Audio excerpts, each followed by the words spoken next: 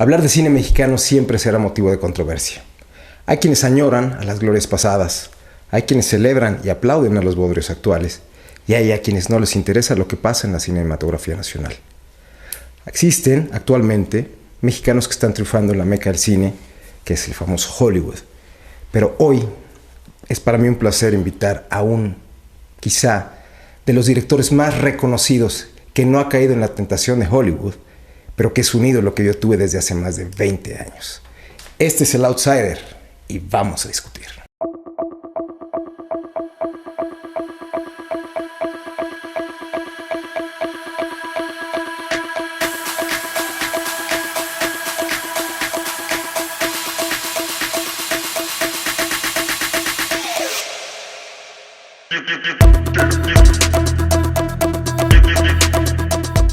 Damos la bienvenida en El Outsider a mi querido Gerardo Tort. Muchas gracias y gracias por la introducción, de verdad, con todo respeto y cariño. No, pues con todo respeto y cariño agradecerte, como te lo dije fuera de cámaras, el hecho de haberme hecho sentir en su momento que había gente que podía lograr lo que hace muchos años quizá logró en su momento Luis Buñuel.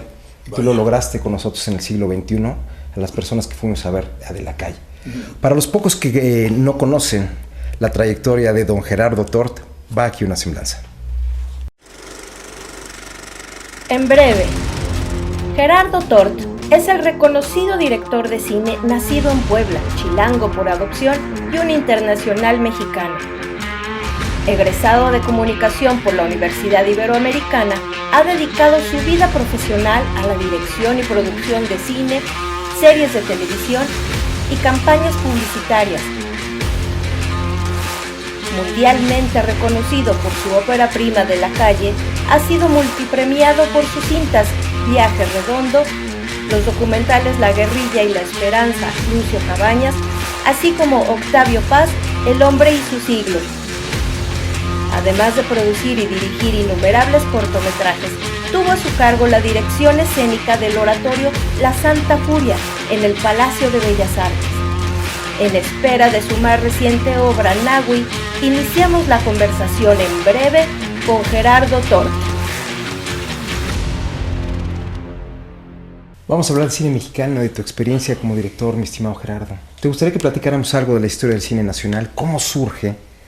¿Cómo lo utiliza Porfirio Díaz como un método propagandístico?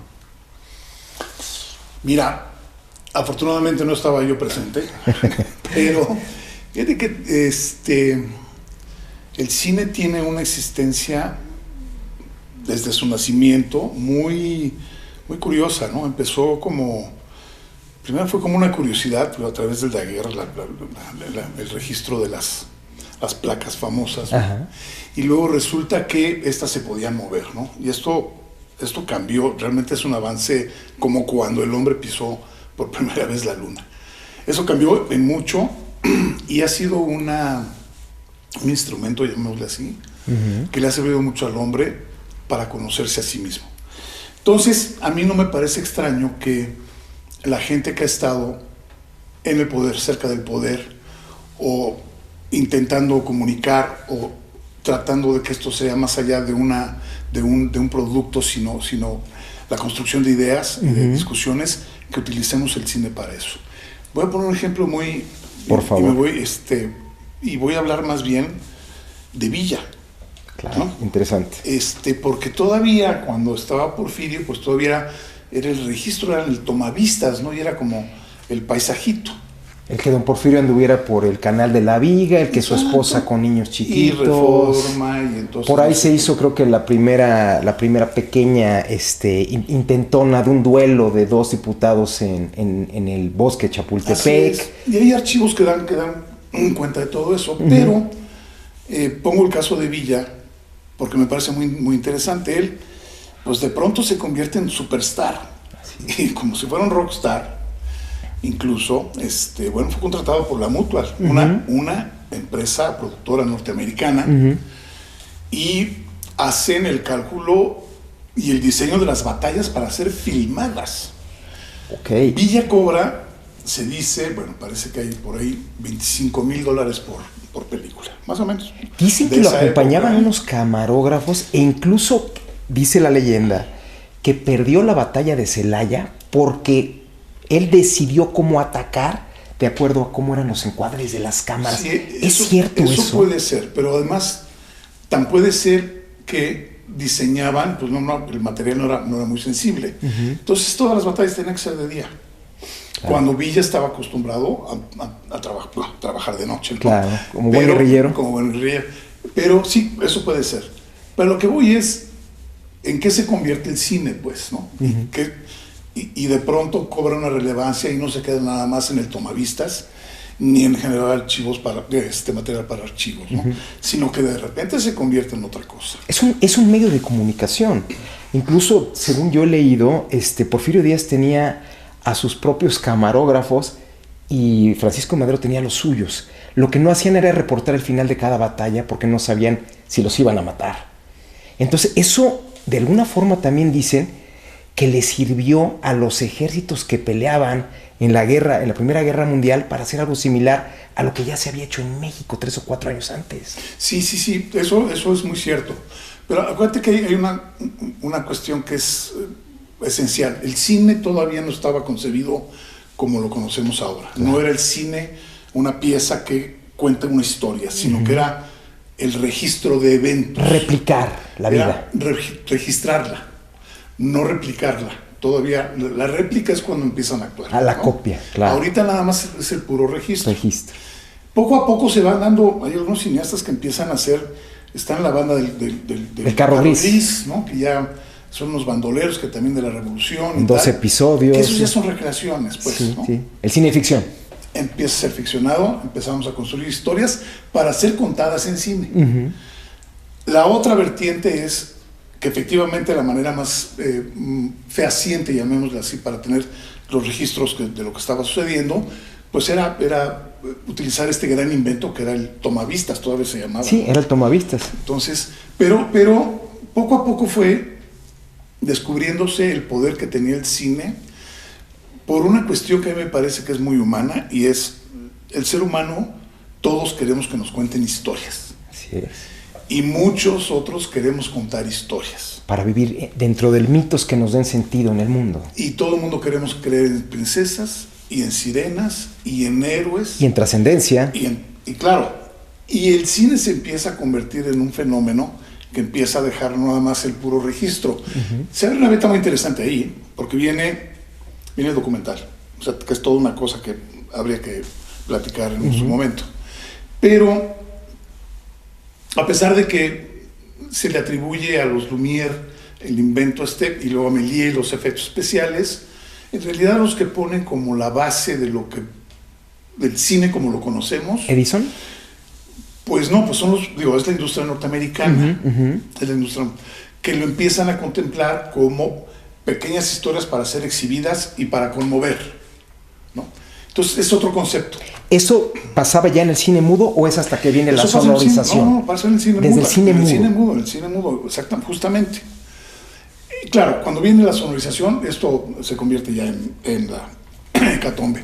Pero si tú ves las pequeñas historias de los cineastas de esa época, tenían los textos, la gente, los actores actuaban y se decían, no oíamos, pero luego entraba el letrero. Exacto. O sea, estaban contando ya historias, ¿no?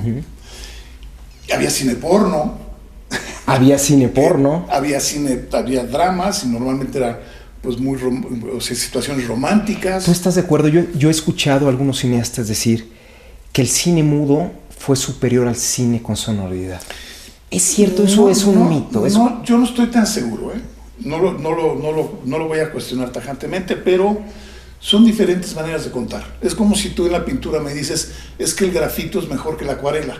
No, son dos instrumentos y dos cosas diferentes, dos herramientas diferentes para contar de quién sabe qué. Lo dice porque decían que había menor interacción, que hay menor interacción actualmente que la que había antes. Antes dejaban más cosas a la imaginación y para que la gente aplicara su propia experiencia en lo que el director quería contar. No estoy tan seguro, porque recuérdate de Hitchcock, que él era un genio para manejar la imaginación del espectador. Sí. Entonces, eso creo que no sería como el argumento. Yo creo que más bien es, no tener el sonido. Si lo hubieran inventado, lo hubieran utilizado desde desde el mero principio, ¿no? ¿Qué es lo que pasa?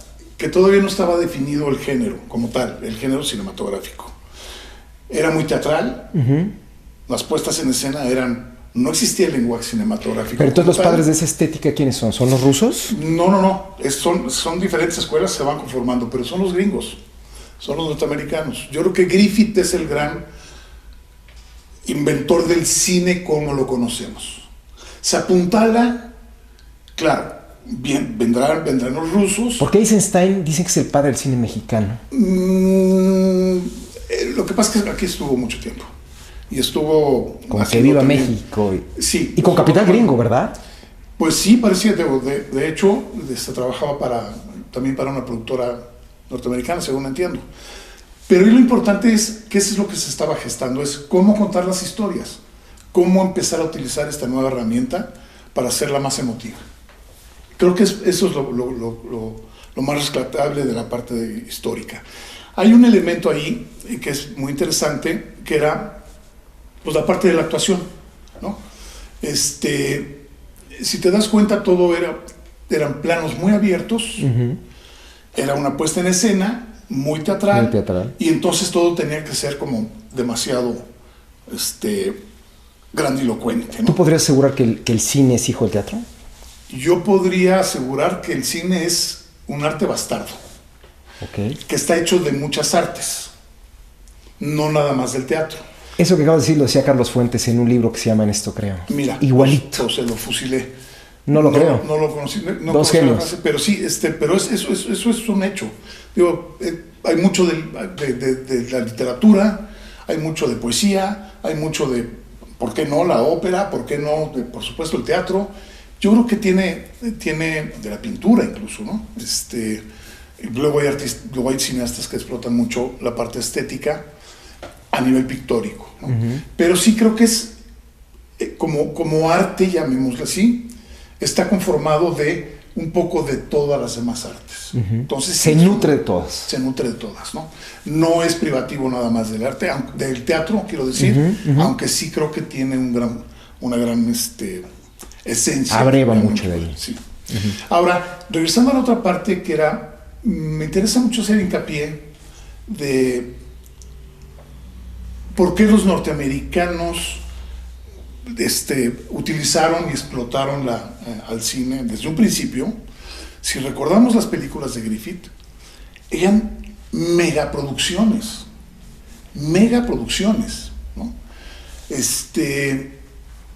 Ahí empieza a ponerse yo creo que el acento en todo lo que va a tener que ver después con el interés del espectador. Cómo hacerle ver al espectador, cómo hacerle llegar imágenes que están nada más en la parte onírica y en la parte literaria, pero no tiene acceso. Entonces el cine de repente se empieza a parecer más a la vida que ninguna de las otras artes. Aunque sea onírico.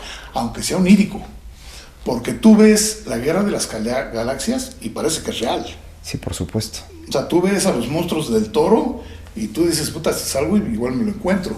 Quiero decir, el cine empieza a tener esa parte que se la vamos concediendo, que es que el cine se parece quizá más a la vida que la vida misma, ¿no? ¿Recrea y aumenta? Dependiendo el género, hay muchas, acuérdate que hay muchas, ¿no? Si haces de suspense, si haces una comedia romántica, bueno, si tú me pasas a La Sirenita, pues no recrea una fantasía. Te quiero hacer una pregunta al respecto, porque seguramente la conoces. El séptimo sello de Bergman. ¿Qué te movió? No, bueno. El séptimo sello además la vi con un toque, o sea, yo no sabía lo que iba a ver, y de verdad estaba yo... Volaste, qué cosa. ¿Por qué llega a esos niveles del subconsciente que se convierte en algo consciente cuando es de una cultura que es completamente diferente a la mexicana, como es la sueca? Un genio. Bergman está hablando de un genio. O sea, él... Lo retomo por lo que dice lo onírico. Sí, aunque la parte de Bergman quizá no sea tan interesante lo onírico como lo inconsciente, como la parte del inconsciente. Y él tiene un conocimiento, él viene del teatro, y tiene mucho trabajo de personaje para llegar a las interpretaciones que logra, ¿no? Y conoce mucho lo voy a decir como creo que conoce mucho la parte femenina del ser humano. O sea, no es que conozca a la mujer, sino que conoce la parte femenina. La parte sensible. Del ser humano.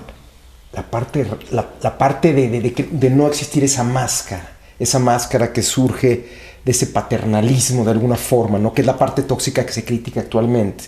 Sí, ¿no? Sí, mucho hay de eso, pero también hay una negación con fijaciones sexuales y todo esto, ¿no?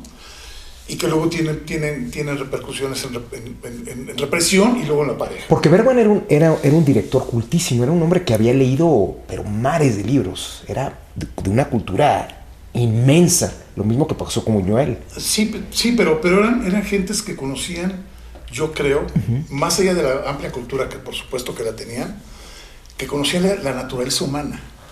A través de todo su gran conocimiento, tenían este gran valor que yo creo que sí requiere los que queremos contar historias, ya sea a través de la literatura, del teatro, del cine, que es el conocimiento de la naturaleza humana. Eso no es que sea como un don, es que hay maneras como de llegar a eso, pero tú lees, vamos a poner 100 años de soledad, y es una gran obra humana, aunque sea una obra, le llaman realismo mágico, que yo no sé por qué, porque pues, es una gran novela, pero de lo que estás hablando es de las pasiones humanas, de las pasiones y las pulsiones humanas, ¿no? Hablas de realismo mágico. El realismo mágico mexicano existió, supuestamente, de la mano de Juan Rulfo. ¿El realismo mágico mexicano de alguna manera llegó a la pantalla grande? Híjole.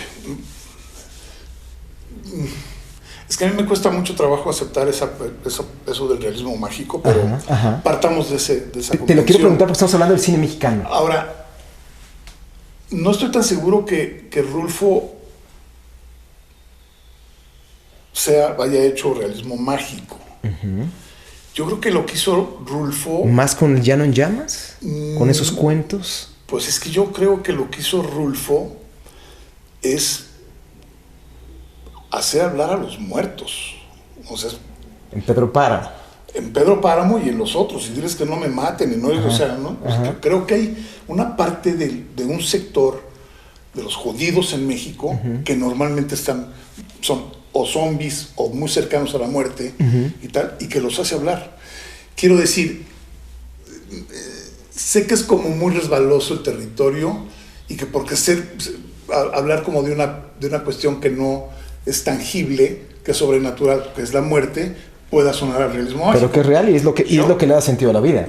Creo, sí, pero yo creo que, por ejemplo, tú lo dijiste con Bergman, el séptimo sello, es cuando se le aparece la muerte.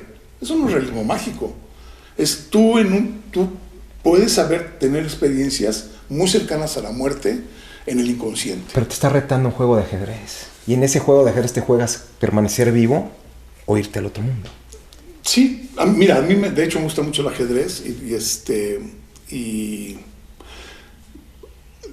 que entiendo por qué utiliza el ajedrez en esa gran secuencia, y es que el ajedrez, cada partida que tú juegas,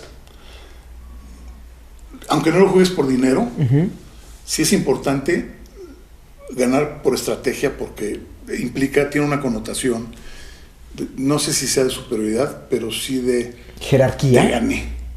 Ok. Te gané. Y el hecho de vencer, ya sea la vida o la muerte, que implica la trascendencia, es también muy importante. Quiero decir. Claro, no. Y es clarísimo. Macario. Bueno, pues es como eso. O sea, como eso tenemos muchos ejemplos. Quiero decir, hay una parte en el imaginario del cine del indio y de esa época, del Indio Fernández concretamente,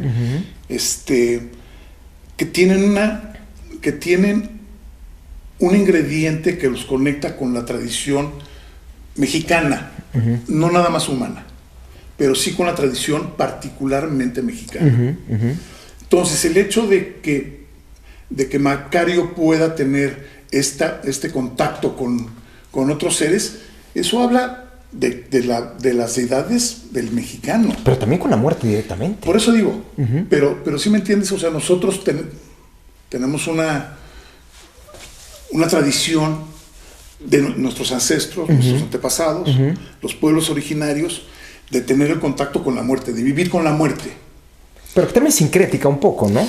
Pues mira, yo digo que si los españoles cuando vieron que sacaban de sus tumbas y limpiaban los huesos, yo creo que les dio algún infarto a más de uno, ¿eh? Eso no creo que sea sincrético. Cácaro, ¿y del arte de Héctor qué? Del arte de Héctor, bueno, ahora en eso vamos a entrar ahorita. Estamos hablando de cómo fue que lo formó. Vamos a hablar, para entrar a tu arte directamente, dime 3 directores que sean realmente fundacionales para ti, o sea, que sean tu referencia, que te hayan impactado, que te hayan influido, para llegar a transmitir lo que transmitiste en su momento, a mí y a mucha gente con De la Calle.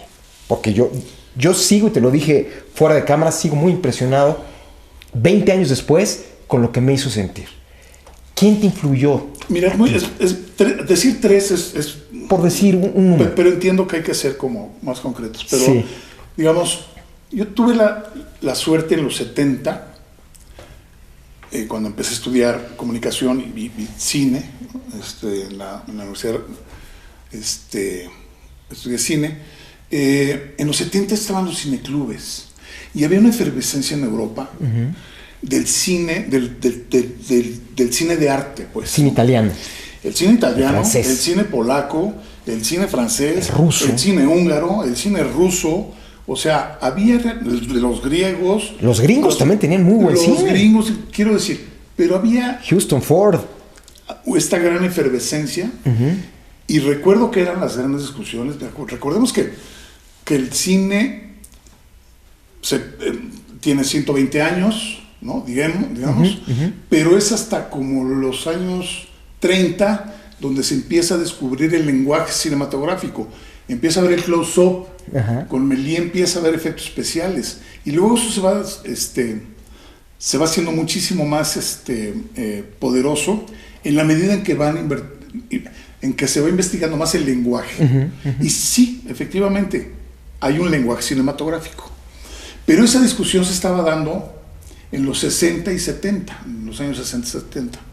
Entonces, las películas se hacían experimentales. Pasolini, Rossellini, en los franceses. Entonces se discutía si había cine de poesía o cine de narrativa, o los rusos con el formalismo. Entonces había... Herzog con el nuevo cine alemán. Herzog llega un poquito más tarde, pero sí, efectivamente. Bueno, Wenders empieza también con los road movies, que no es nuevo, pero también mete un género muy interesante. Entonces esa discusión era muy rica. Entonces yo te puedo decir que a mí, directores que me hayan impactado profundamente, por supuesto, y no lo niego, y al contrario agradezco las referencias, Buñuel, uno de los que sin duda me ha marcado. Pero el cine europeo, por ejemplo, Wenders es otro de los directores que admiro. El cine alemán, sobre todo, Wenders y Herzog, concretamente los mencionamos. Y hay unos italianos, por supuesto está Pasolini, por supuesto está Fellini. El cine asiático, el cine japonés. Fíjate que ese no... Kurosawa. Estaba Kurosawa, por supuesto, estaba Ozu, que los estudiábamos, pero tú veías la grandilocuencia de lo que estaban haciendo, pero como que era más cercano otro cine, ¿no? ¿Por una cuestión de cultura? Yo creo que quizá de afinidad, sí, cultural. Afinidad cultural, puede ser. Como occidental. Sí. Ahora, recordemos que Kurosawa pues, se basa en Shakespeare.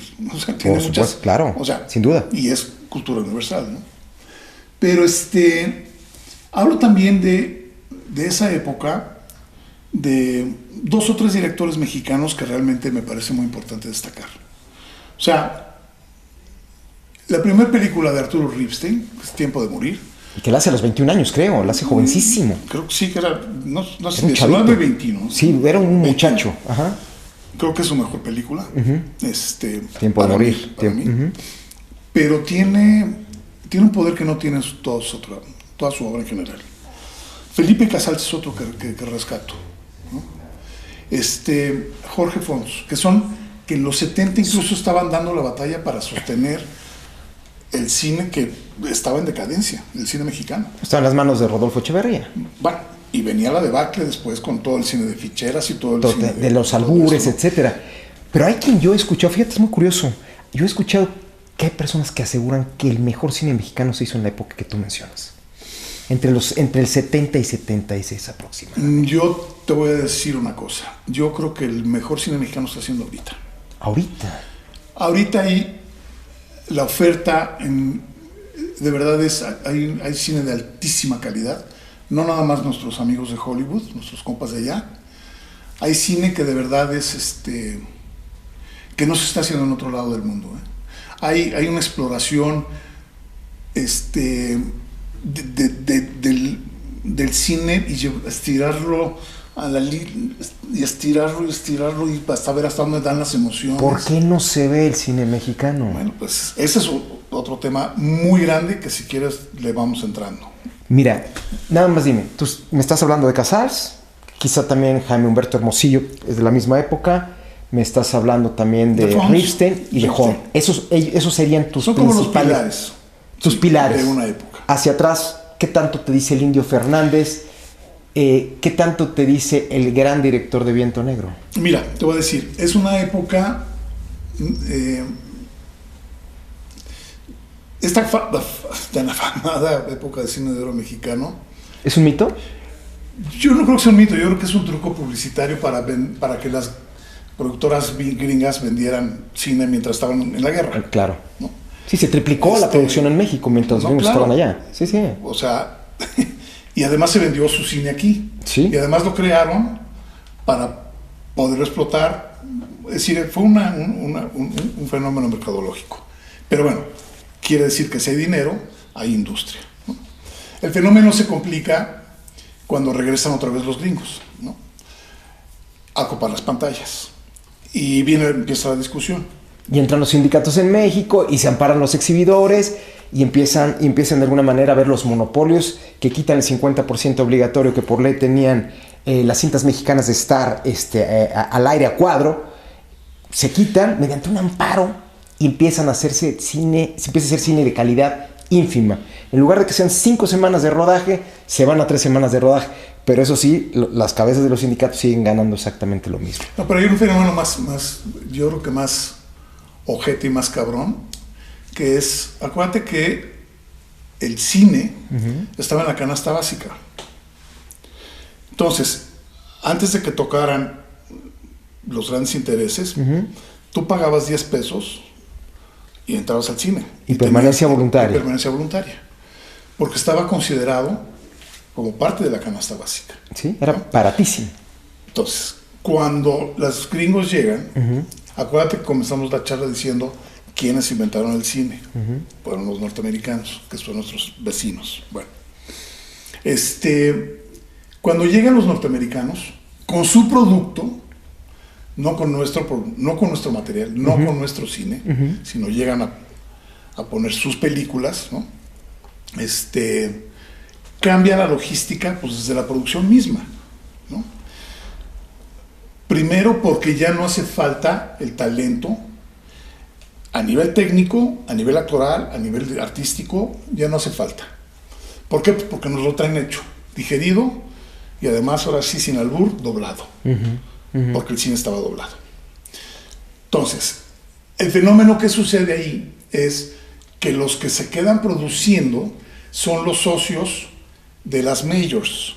De las majors son los estudios grandotes. Por ahí tenemos a alguien que está de moda en estos momentos, que es Guillermo Jenkins, ¿no? Es uno de varios, sí, es uno de varios. Pero el fenómeno que se genera ahí es, por un lado, se deja de producir el cine nacional para consumo nacional. Empiezan a entrar las empresas extranjeras, pero con su producto terminado. Y nada más utilizan parte de postproducción para la parte de doblaje, para la parte de subtitulaje y para la parte de Pero copiar. los estudios Clasa, los estudios Churubusco, A esa parte voy. el banco, no me acuerdo cómo se llama, el banco cinematográfico. El banco cinematográfico. Pero eso estamos hablando ya de los 70. Entonces, se empieza a generar, desde mi perspectiva, y copiándolo de la manera gringa, un subproducto, que es generar películas de alto consumo, pero de bajo contenido artístico y estético. Entonces estamos hablando que de ahí, de alguna forma, se empieza a importar el American Way of Life. Pues Nos empiezan a invadir, nos empiezan a conquistar por acá. yo creo que eso ya se viene dando naturalmente, pero se empiezan a importar, ni siquiera inconscientemente, conscientemente los patrones de conducta, los sistemas de pensamiento, los sistemas de generación, o sea, Musicalización. y empezamos a hacer Star System. una mala copia. El problema está cuando encontramos unos subproductos que para mí son degradantes, que empezó todo el cine de ficheras y todo el cine... Alburero. Bueno, todo el cine pseudo chistoso, alburero. Viene todo el cine de judiciales y de narcos en esa etapa, porque ya estamos en la siguiente etapa. Eso ya estaban los judiciales persiguiendo. Y todo es, pues, llamémosle la denigración de la percepción del ser humano. Pero entonces hay un diseño para acabar con la cultura mexicana a través del cine. Yo no creo que sea como un diseño. Yo ni siquiera... Fue sin querer. Ni siquiera creo que hayan sido tan inteligentes para querer hacer eso. Okay. Yo creo que lo único que querían era vender. Se acabó. Punto. Capitalismo puro. Punto. Lo que no sabían es hasta qué grado el cine puede penetrar y puede conformar actitudes, conductas y cosas un poco más complejas. Y esto lo dijo curiosamente Reagan. Cuando la gran crisis en Estados Unidos, estando Reagan, él pidió al Congreso que se le aumentara el presupuesto. Primero, que se aumentara el presupuesto al cine y que se le eximiera, que le dieran beneficios fiscales. Entonces se le fueron encima, dijeron, no, pues claro, tú porque eres un actor y no lo hiciste y no sé qué. Dijo, señores... El tipo fue visionario, ¿eh? Pero se se necesitaban dos dedos de inteligencia, ¿eh? Dijo, donde va nuestro cine, van nuestros productos, valores y nuestra manera de ver el mundo. Así es. Lo que necesitamos es reactivar en el mundo la venta de nuestros productos y nuestra manera de ver el mundo. Bueno, no te digo que no es un pensamiento complejo que se requiere. Con todo eso, ¿cómo surges tú? ¿Cómo decides? Yo sé que empiezas en la publicidad. Yo sé que eres comunicador. ¿En qué momento dices yo quiero trasladar y hacerle ver a ese México post-salinista, en donde está viniendo un cambio de partidos, pero si no, a lo mejor no un cambio económico? Yo quiero darle luz nuevamente, como lo hizo Buñuel en los 50s, quiero darle luz a ese México que no existe. A ese México... la botana! ¡Ay! ¡Ay, qué rico, qué rico! Pues yo estoy en este momento alimentándome de mucha cultura del buen Gerardo. ¿Qué pasa en ese momento? Tú entras en un momento bien complicado, donde ya la forma de vender cine es mucho más compleja, porque ya vienen las grandes salas que se encuentran en los grandes centros comerciales. ¿Cómo te atreves? ¿Cómo decides decirle a los mexicanos, al mexicano fresita que podía pagar una entrada de X cantidad con la novia, este es el México real, cabrón? La botana. Pues real. Ay, muchas gracias. Mil gracias, Gaby, mil gracias. Provecho, mi estimado Gerardo. Hombre. Provecho. Rico sushi, ¿eh? Muchas gracias. Gracias. Mira, no hubo un pensamiento racional. Yo cuando descubrí, y que fue en la universidad, que el cine no nada más se podía hacer, no nada más se podía ver, sino también hacer, que era eso posible, y ahí decidí que estaba yo indeciso entre comunicación, literatura, en eso, y el cine me abrió el coco.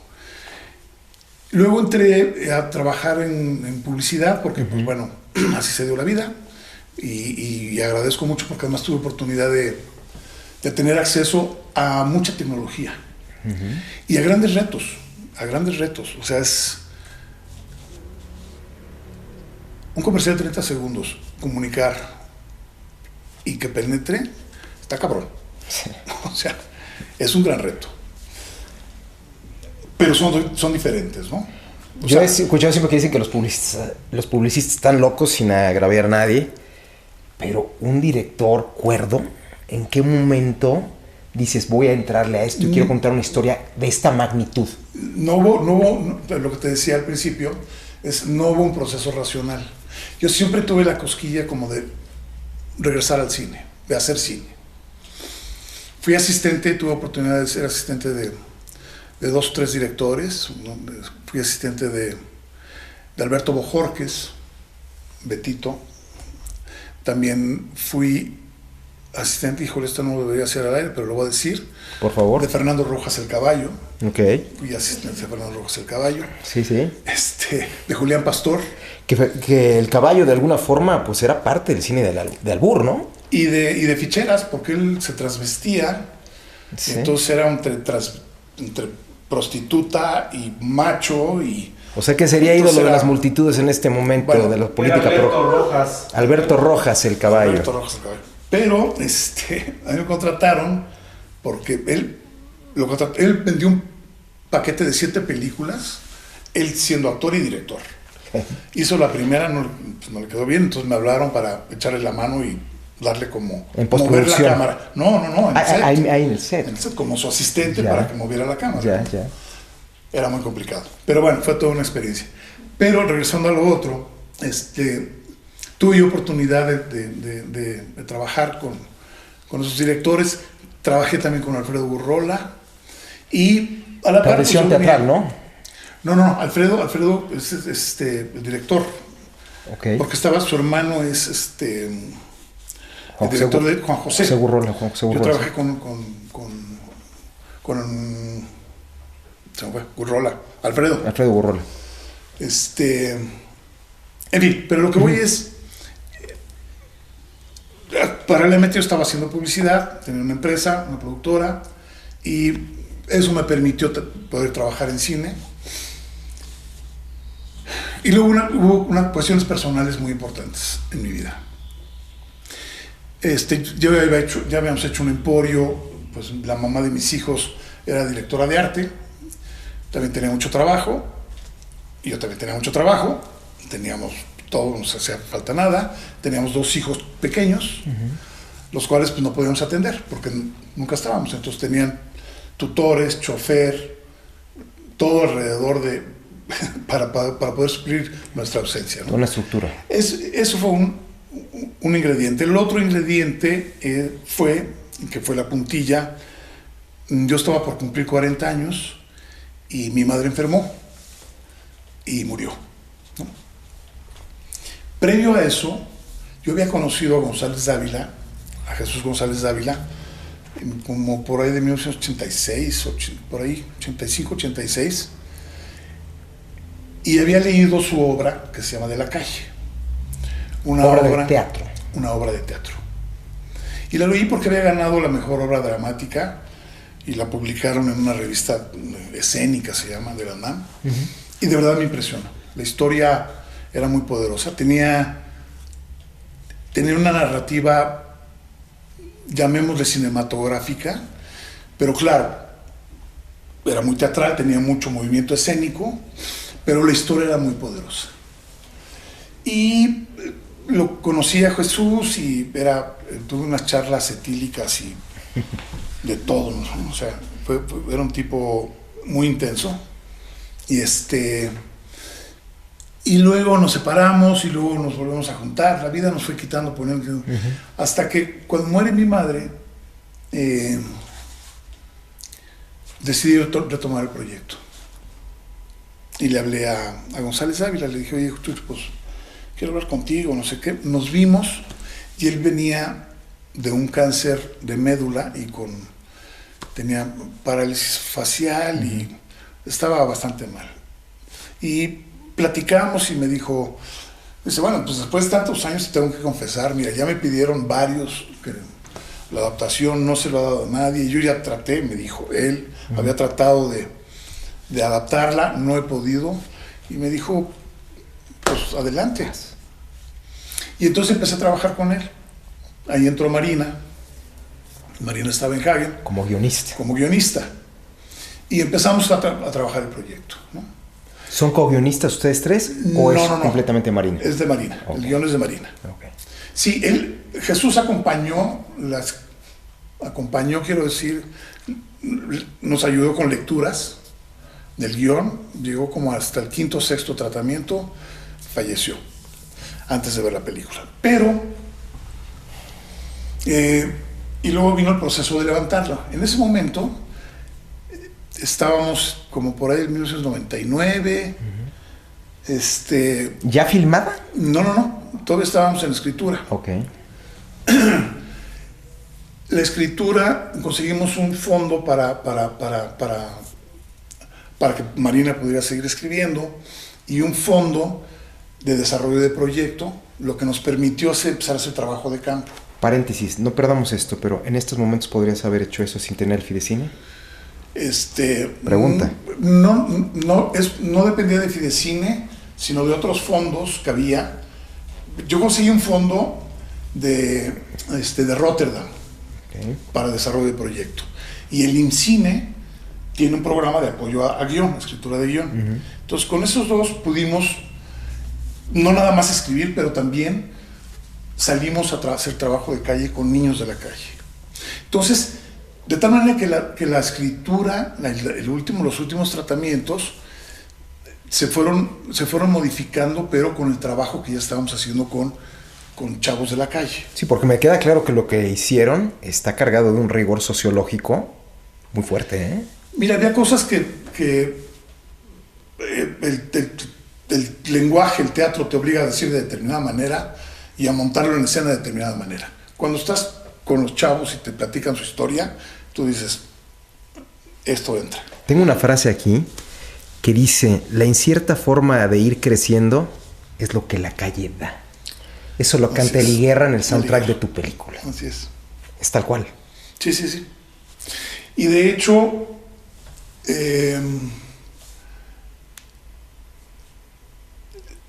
originalmente el eslogan iba a ser, la calle es de quien la trabaja y muere por ella. Pero los publicistas no nos dejaron. Por la muerte. Por lo que implicaba la muerte. Pero en esencia sí. La calle te mata, ¿no? Es una... En la calle hace frío. Es una madre inclemente. No, hay policías. Hay violadores. Hay droga. La calle, pues hay indigencia. Digo, tu escena final es brutal. Brutal. O sea, yo creo que a nadie nos dejó tranquilos después de haber atestiguado algo que, aunque crees que puede existir, para quienes hemos sido más privilegiados que la gente que vive en la calle, que te lo embarren en la cara, es real. Porque esa no solo es pobreza material, es pobreza integral. ¿Cómo llegas tú? Me estás hablando que tú vivías ya en una opulencia generada por tu trabajo, por el trabajo de la mamá de tus hijos. ¿Cómo llegas, te metes y logras extraer eso para llevarlo a la pantalla y que a su vez el espectador pueda sentirlo? Porque esa es la genialidad que yo digo. Yo por eso más miro a cualquier director. A mí me golpeó. ¿Cómo llegas a eso? ¿Te secó, te drenó a ti? Mira, había una necesidad profunda. Repito, había una soledad muy grande con que nos había generado a todos mis hermanos, pero el vacío la muerte de tu mamá. De mi madre, sí, fue muy poderoso. Eso por un lado. Por otro lado, pues, mi relación con mi padre. La relación con mi padre, que siempre fue muy compleja. Y la peli iba de eso, de la búsqueda del padre. Claro. Entonces, había elementos muy poderosos, hay elementos muy poderosos en la obra original que a mí me competían, personal e inconscientemente. Después vino lo otro que no fue nada sencillo, que sí era, pues, regresar de la calle, de la calle a la calle. ¿No? ¿Cómo hacerlo? ¿No? Pues la mejor manera era, pues, integrarnos o desintegrarnos. Desintegrar algo de nosotros para poder convivir. De hecho, estuvimos trabajando con varias organizaciones que trabajan con bandas de chavos de la calle, y no pueden estar permanentemente, porque si hay un proceso psicológico que te deja secuelas, el contacto con ellos es muy fuerte. Te cuestiona. Sí te cuestiona, pero es muy rudo porque se mueren y porque, sí, claro. Pues bueno, pasan cosas ahí. Y ellos hablan de un fenómeno que decían es que ya estás en proceso de callejerización. Eso quiere decir que empieza algo en ti a mimetizarse con ellos. Y que eso no está bien. No estoy viendo que te está pegando, o sea, te estoy viendo. O sea, te vuelve a revivir. Y te hace ver cosas también de ti que son, ¿no? Entonces... ¿De esa crudeza de la vida? ¿Perdón? ¿Esa crudeza de la vida cómo la puedes enfrentar? ¿A través del arte? Yo creo que de diferentes maneras, pero nosotros, la herramienta que teníamos era esta. Hacer arte. Y era esta película. No otra, sino esta película, ¿no? Por supuesto que teníamos los referentes de Buñuel, muy claro, muy claro. Me reprochaban, ¿por qué si Buñuel ya hizo Los Olvidados, por qué volver a hacer una película de niños de la calle? Porque siguen olvidados. Porque después de 50 años, hace 20, seguimos con el mismo fenómeno y además peor. Claro. Y además invisibles. Entonces, hay que retomarlo y hay que hacerlos visibles, ¿no? Esa era un poco la misión.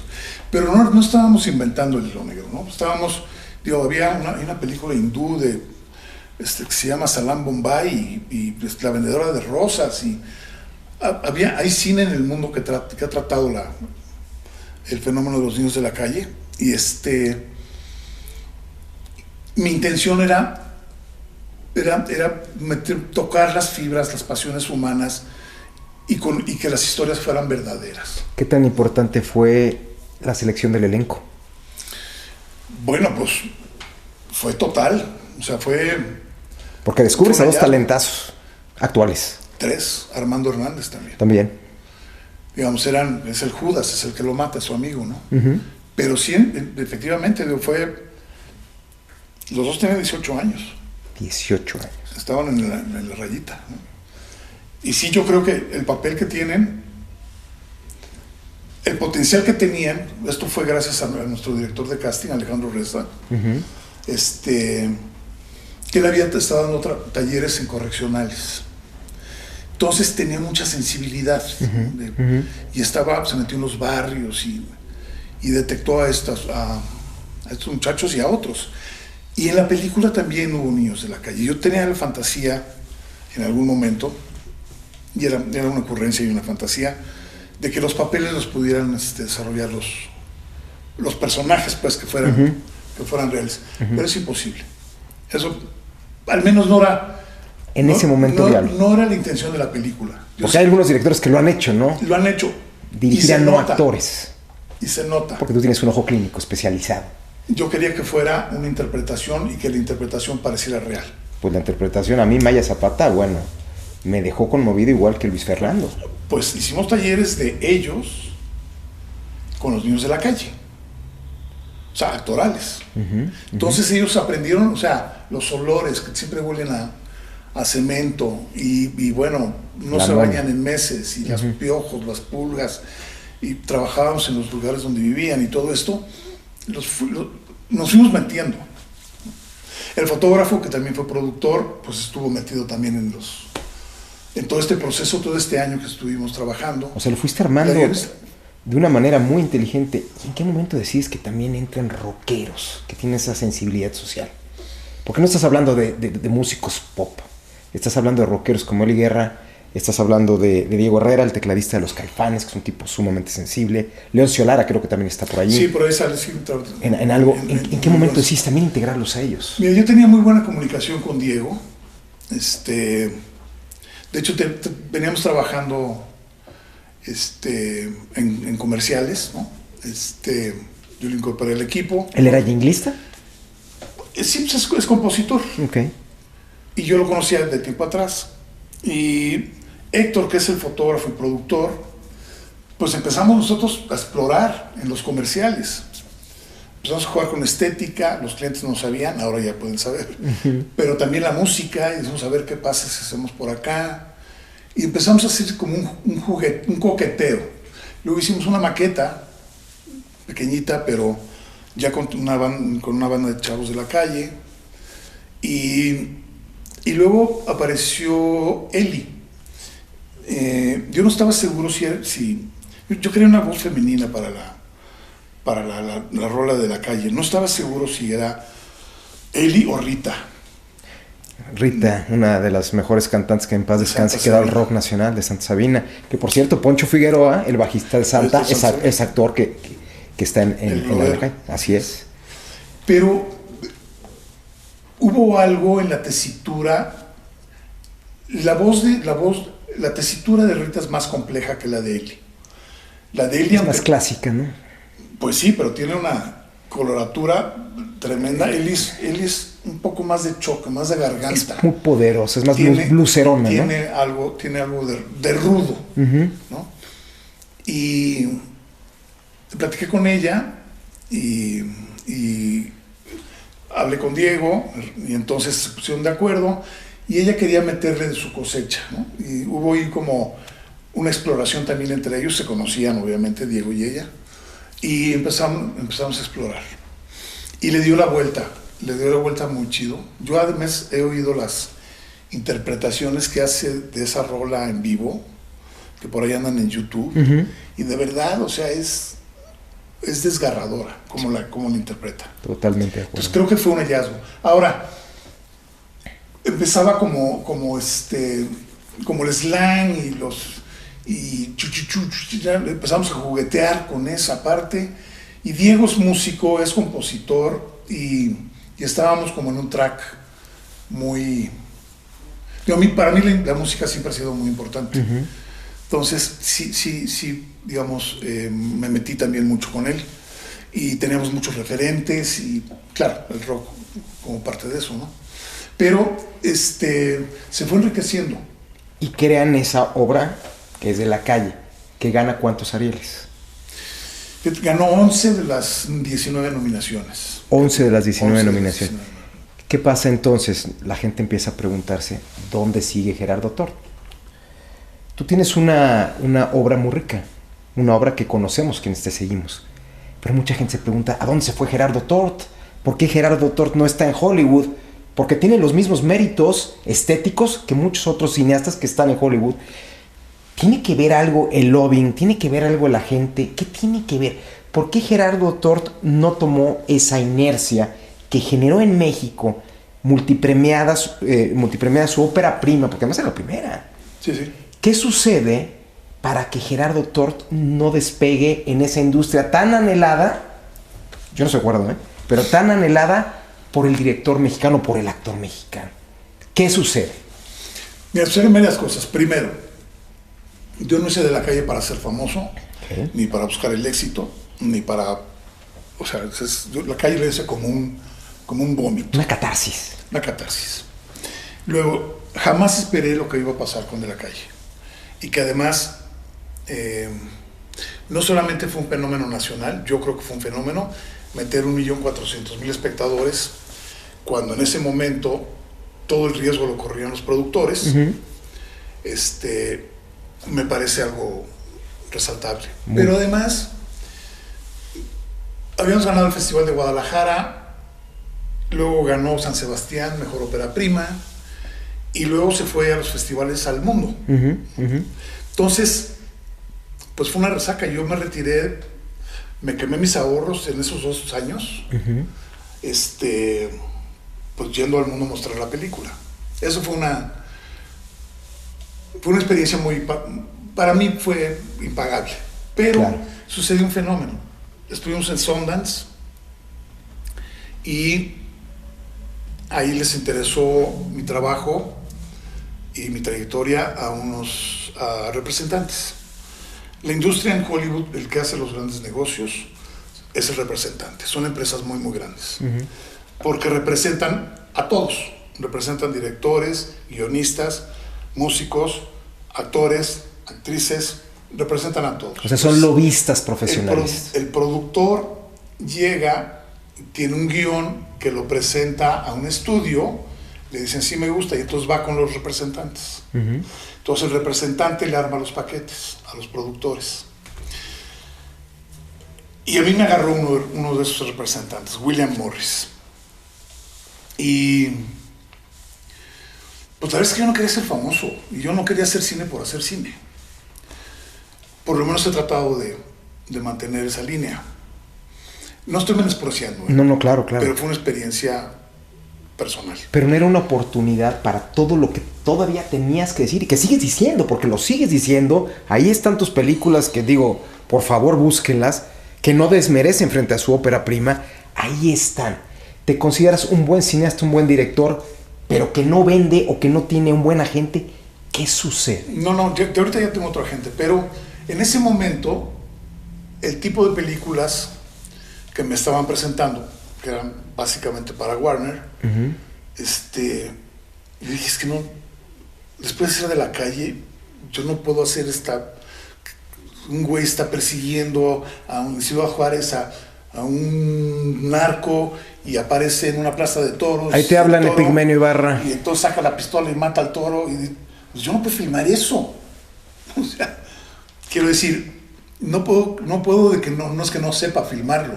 Es que decía, es una mamada, ¿no? Pero bueno, pongo esto porque pues eso me alejó de la gente, porque pues decía, me dijeron, oye, ¿tú sabes cuántos directores están esperando a ser contratados por Warner? Y le dije, pues sí, me imagino que muchos, ¿y por qué no les hablan? Digo, para hacer eso que tú viste de la calle, había hecho un par de cortos, entonces no hubo como la empatía, no hubo la afinidad creativa. Y me fui hacia el otro lado. Hablando con un director mexicano me dijo, ¿sabes? Es que después de su ópera prima él quería hacer ya una obra gigantesca. Yo dije, no, yo después de la calle quiero hacer una obra con 2 actores en un cuarto. O sea, para mí fue muy desgastante para ti. Emocionalmente, muy devastador. Pero luego encontramos otra historia. Y encontré esta historia de la guerrilla.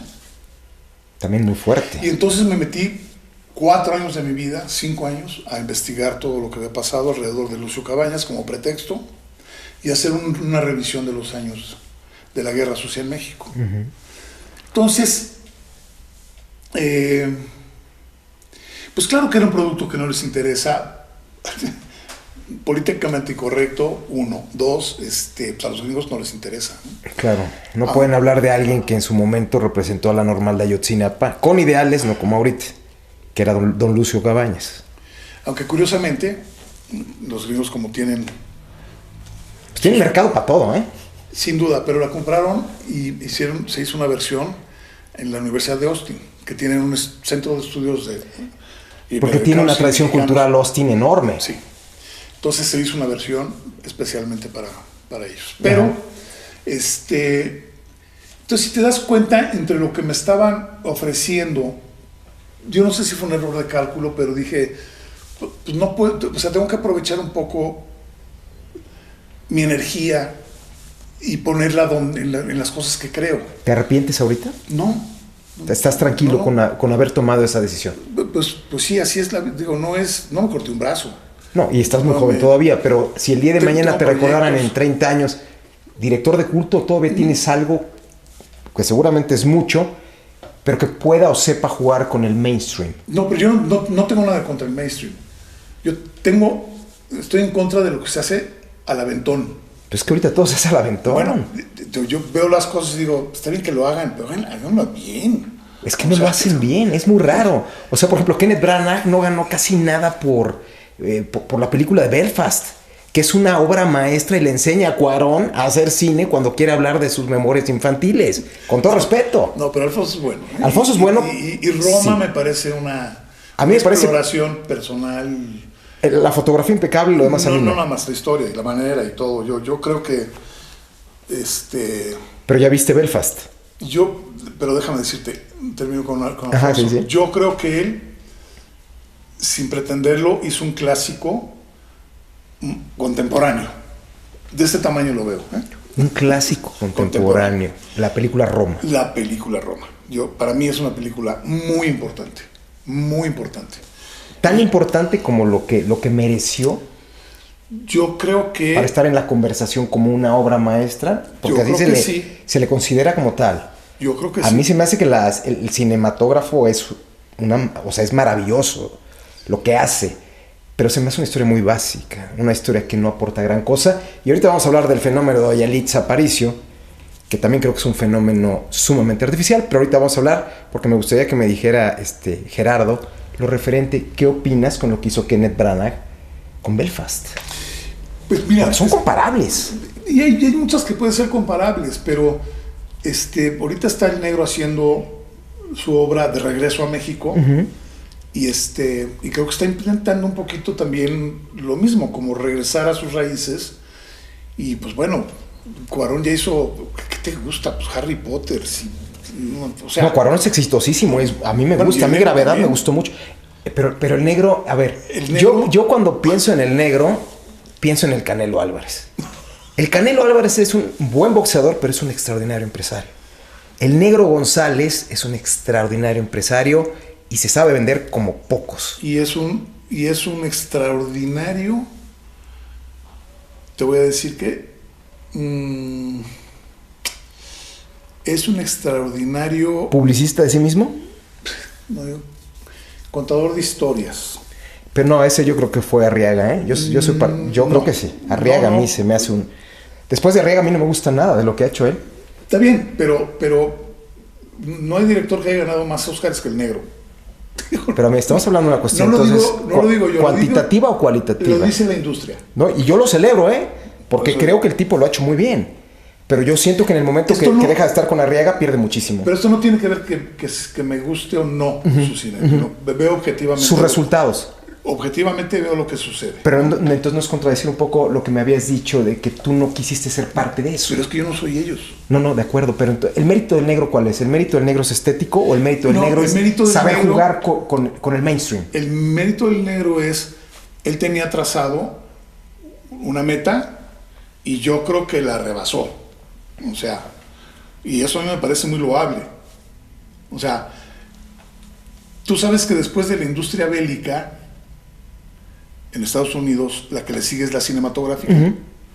O sea, ser uno de los directores más exitosos en la industria más importante de Estados Unidos. Pero también estamos hablando de cuotas de representación, que es una cosa que me gustaría comentar. No quiero sonar malinchista, Yo respeto muchísimo a Alejandro González Iñárritu porque es un self-made man. Lo respeto mucho, insisto. Creo que perdió mucha de la fuerza que tenía cuando pierde a Guillermo Arriaga como su cómplice artístico.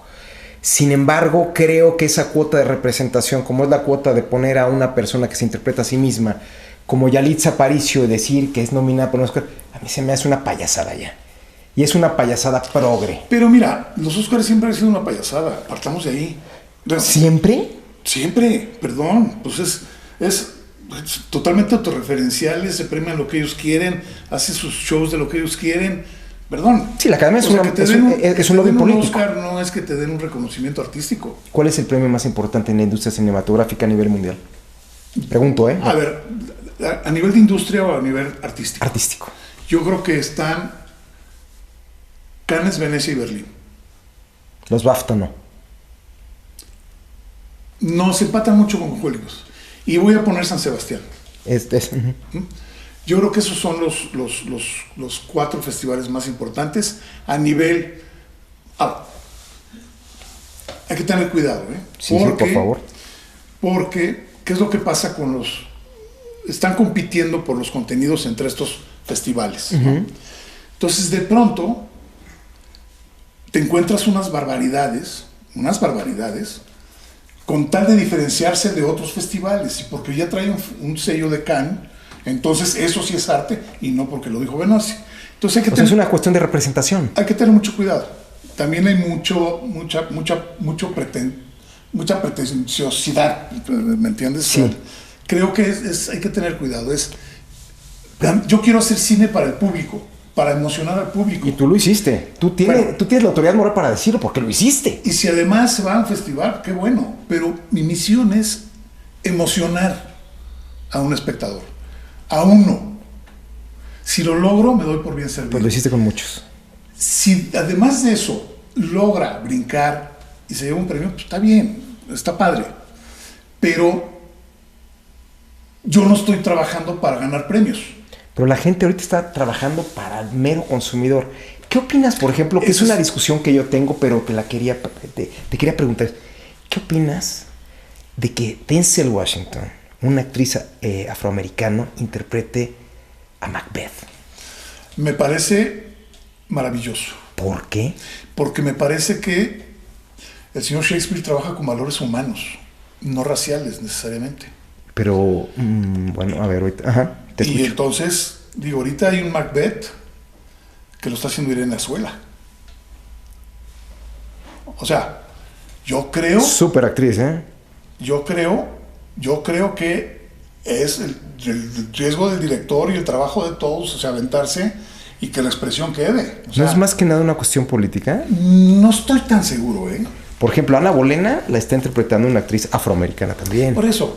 A Hamilton lo está interpretando en Broadway un actor afroamericano. ¿No es lucrar un poco con la historia para tratar de meter a fuerza a consumidores? ¿O no es un esfuerzo por tratar de dilapidar esos cartabones que se han erigido por la cultura blanca? O quizá lo que se trata es de uniformar la capacidad de todos para convertirnos en un socialismo de la vigilancia. No, más bien en donde venga renta universal y no pueden haber matices. No, al contrario, pues aquí justamente lo que hay es matices. ¿Qué harías tú si te digo, Brad Pitt va a ser el rey en Shaka Zulu? Va a interpretar a un rey africano. De entrada, ¿Te la crees? De entrada yo cuestionaría si Brad Pitt es actor. De entrada. No sé si viste la película de Ad Astra, la última, te la recomiendo. Normalmente no veo las películas de Brad Pitt. Ve esa película, por favor. Salvo una que tiene por ahí. Por favor, ve esa. Ad Astra. Vela, por favor. Voy a tratar. Son gente que no le creo como actor. No me merecen respeto. Pero te mencionaba como un actor blanco, que es una estructura y que tiene un fenotipo. ¿Tú se la crees que vaya y se convierte en el rey Shaka Zulu? No sé, no te lo puedo decir hasta que no lo vea, pero yo creo que es muy válido intentar romper cartabones. ¿Aún a costa de la historia? Pues no es a costa de la historia. ¿Por qué no? Si estamos hablando de un rey escocés. ¿Perdón? Un rey escocés, ¿por qué tiene que ser interpretado por un...? No estás hablando de una obra, estás hablando de un mito, estás hablando de cosas, de las grandes tragedias. Es una tragedia humana, sí, pero es una tragedia humana quizá occidental. A lo mejor no te la van a entender igual en el Oriente, ¿eh? ¿Tú crees que aunque Kurosawa, ya lo hablamos, Kurosawa. Y los coreanos pero están haciendo... Bueno, los coreanos están haciendo Hollywood, están haciendo un Hollywood en Corea. Como los hindúes un Bollywood. Por eso. Están tratando de encajar en una cuestión más comercial y de consumidores que en una cuestión artística. No lo sé, yo creo que el potencial que tiene India... Dinero.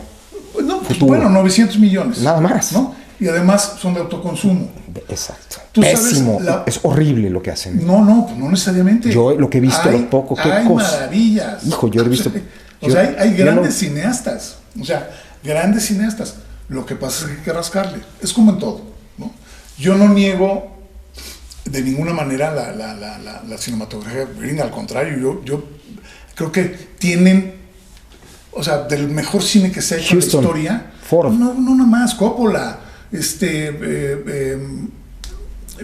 Para mí el más grande director vivo, Terrence Malick. Para mí. Y hay varios. O sea, pero hay, Coppola es uno de los grandes. Grandísimo. O sea, bueno. Sí, del Padrino, Apocalypse Now, lo que tú quieras que platiquemos. Grandes. Pero y hay otros. Malick, por supuesto, también. A mí Malick, bueno. Pero regresando ahí sí hay valores humanos, creo. El de Malick. El árbol de la vida. El árbol de la vida es maravilloso. Sí. Pero bueno, una de las primeras que hizo... La de Fuego en la Pradera, creo, ¿no? Con Richard Gere. Pero no, Fuego en la Pradera, sí. Pues, sí, es maravilloso. Él también hace una historia personal en un suburbio americano que después replica en El árbol de la vida. No, Malick, a mí él sí se me hace un autor trascendente, un autor completamente humano. Pero hace Pocahontas también. No lo hizo mal. Es una buena historia. Pues no sé. O sea, me quedó a deber. ¿Sí crees que...? Ok. A mí me quedó a deber.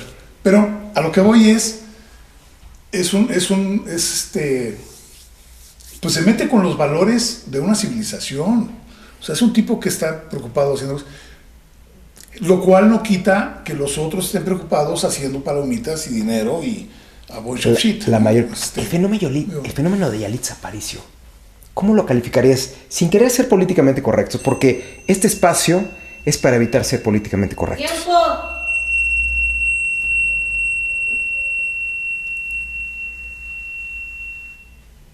Ya hace hambre. ¿Sigo? ¿Cuál es tu perspectiva de una persona que creo yo, y no con esto quiero dirigir tu respuesta, pero que se interpreta a sí misma y por eso gana premios y se convierte en un ícono? ¿Qué opinas del fenómeno de Yalitza Aparicio? A mí me parece, como tú lo dices, esto es un fenómeno, pero no me parece... me parece que lo políticamente correcto lo están haciendo las marcas, explotando eso. ¿Blanqueándola en portadas de Sí, revistas? Aquí todo el mundo se pone en Photoshop hasta en el Instagram, hombre. Pues no le van a poner a esta chava que Pero está cobrando para las $100,000. arrugas, Oye, pues bueno, pues que le pongan Pero lo aquí que es ir quieran. en contra del A mí no me- fenotipo. Pues no, sigue siendo una chica con rasgos de Indígenas como es, hay que decirlo. indígenas. Zapotecos, mixtecos como es. Sí. Entonces no lo veo. Quiero decir, a mí esa parte no me causa tiña ni mucho ¿Pero menos. qué opinas? O sea, ¿tú crees ¿Qué en eso? opino? ¿Crees en eso o crees que es una manipulación? A ver, yo creo que están en juego las dos cosas y yo creo que Yalitza está haciendo muy bien y aprovechando una oportunidad que muchos millones no la han tenido. Sí, y O la sea, está aprovechando y qué pues, bueno. está en Y su derecho. En todo su derecho, pero ¿es válido o no Absolutamente válido. venderla como un producto que no trae adentro nada? Porque no es actriz. Bueno, pero ¿cuántos actores que se dicen actores y actrices no lo son? Y ahí están. Y eso sí cobran millones de dólares. O sea, perdón, ahí hay una aberración. O sea, hay una aberración. Te voy a decir, lo de Yalitza, a mí me parece primero que, por supuesto que hay una interpretación, porque ella no es como está en la película, ¿no? Que el trabajo que hizo Cuarón con ella, o sea, yo veo cómo está actuando y yo veo a una chava con un proceso interno para sacar una secuencia, no está sufriendo para ver cómo le voy a hacer para decir el texto, no. Yo estoy entendiendo su pasión y su emoción, que eso está bien cabrón, ¿no? Ahora, lograr eso con un actor es muy complicado. Ahora, lograrlo con alguien que no tiene disciplina interior para interpretar es muchísimo más cabrón. Entonces lo que hace ella me parece enorme. De verdad. Merece ser premiada. Merece ser premiada, al menos reconocida. Son cosas diferentes. Son cosas, son cosas diferentes. Ok, reconocida, ok, perfecto. Pero yo te pongo como ejemplo, hay una película que es gringa, que es como docuficción, que son de estos que viven en el Mississippi, gente miserable, que son las bestias de que White Trash. No, son The Beasts of the Southern algo, que hay una chavita de 12 años que vive con su papá en una de estas lanchas y tú ves su trabajo y su trabajo lo ves honesto porque es ella. O sea, ella es así en la vida real y ella interpreta en esta docuficción. Entonces, el hecho de filmarla, de acuerdo a lo que me plantea, sería como estar aprovechándose de una situación miserable para explotarla. Yo digo que no, yo digo que está bien. Yo digo que está bien acercarse, retratar la realidad y mostrarla. Cuando tú no tienes eso, es lo que dicen de la calle. O sea, los protagonistas no son niños de la calle. ¿Pero tú les crees que sean niños de la calle? Yo sí se los creo. Lo hiciste muy bien. Hay bien. una interpretación. Lo hiciste muy bien. Y hay niños de la calle que están allá adentro, actuando, interpretando, como la chava que fue violada y que le contó la historia a Maya y de ahí lo sacamos para el guión, que le está acariciando, que el cuadro es poderosísimo porque ella entiende lo que le está pasando al personaje de Maya. ¿Entiendes? Sí, claro. Entonces, son herramientas que uno tiene para poder ser expresivo. Yo creo que lo de Yalitza puede, a ver, reigadas. Súper director, Superdirector para mí. y no tiene actores. No. ¿Cuál es el La de problema? Batalla en el cielo, creo que... Trabaja con unos Amapola menonitas, Musaski, no y sé cómo se llama la entonces- niña, que era creo que hija de un ejecutivo de Televisa. La chava actuó bien, pero la chava no la pusieron así porque es una chava Pero blanca que tiene ciertas características. Es hija de un empresario en la de Batallas en el Cielo. Amapola Musaski, no sé cómo se llama. No, yo quiero hacer referencia a... Se va a filmar con los menonitas a Chihuahua, ¿no? Ah, claro, sí. Es la de... ¿Cuál es la de...? ¿Tenebras Lux? O No, Post-Tenebras esa es Lux, otra. no, esa es No me otra. acuerdo el nombre. Sí. Y- Japón. No, Japón es la primera. Es la primera, ok. Es la de la vieja, que tampoco es actriz. Y que, pues bueno, también hay una interpretación. Entonces, empezamos a encontrar referentes que, pues, porque Yalitza sí dio el... O sea, Pero Yalitza es ¿qué un nos pro- molesta? A mí no me molesta, pero es un producto, yo creo. Ah, Yo bueno, no se la compro como pero- actriz, ni compro todo lo que dicen de ella, ni compro... La están convirtiendo en una líder de opinión cuando no trae nada. Pero Vámonos, Shaolin, despídete. yo Bueno. creo que trae mucho y yo creo que es una gran posición y una gran responsabilidad para ella Está perfecto. poder representar a pueblos originarios y como mujer. Vamos a ver una cosa. En la vida, alguna vez me lo dijo un futbolista profesional, Adolfo Ríos, portero de la América. Lo difícil no es llegar, sino mantenerse. Vamos a ver qué ocurre con ella. Yo le deseo lo mejor. Se nos está acabando el tiempo. Es una delicia platicar contigo. Confirmo lo que dije en un inicio. Eres extraordinario, no solo como No, director, gracias, man. sino tienes una gran plática, eres un gran conversador. Un segundo round. Pues sí, yo creo que si nos permites próximamente, te vamos a volver a invitar porque esto Sí, tiene... chelas, sí, si no, ya veremos. ¿La producción qué onda? Bueno, Se chelas. están viendo mal los de producción. Y tequilita De también. todo un poco, pues. Muchísimas gracias. Al contrario, gracias. Confirmo. Gracias por su paciencia. Gracias por lo que hiciste hace 20 años, gracias por No. lo que sigues haciendo y gracias por lo que vas a seguir haciendo. No olviden seguirnos en redes, recuerden que este es El Outsider. Denle like si les gustó. Gracias.